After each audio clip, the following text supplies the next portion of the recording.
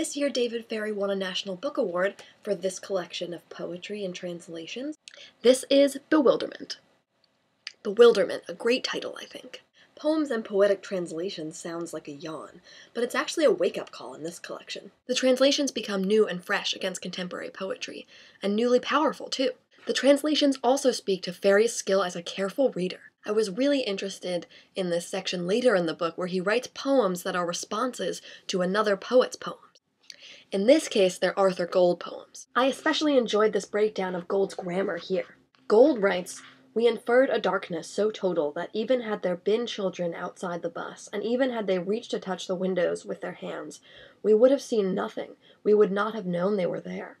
And David Ferry responds, "Strange, and the grammar allows those in the bus to have their vision and not have it too, as with our every moment of being alive. The children out there who are not there, and who would not have been seen had they been there, are there. Nevertheless, the children we've never had and never will have, and the children we have had who are no longer children, are descendants and ancestors who did not reach out to touch lighted windows, trying to touch us, and who do so in the resources of our grammar, is their reaching out, imploring." It sounds a little complicated, but I think that's the point. The idea is how much potential and possibility could be read into this small moment of grammar in a poem. And you just have to look at how it works, how the words fit together. This is also deeply a book about loss, and that's where the bewilderment comes in. Ferry expresses how we are bewildered by our own mortality, not because we don't know we're going to die, but because we can't face it full on. And also because we don't know what's coming afterwards. The translations here echo this idea beautifully, like his translation of Orpheus attempting to rescue Eurydice from the underworld. But on their way out, he is overcome and turns back to look at her, and the spell is broken. We can all recognize this fatal move, the need to see something, to have proof. And yet that was the trouble here, because the truth is, Eurydice was already dead.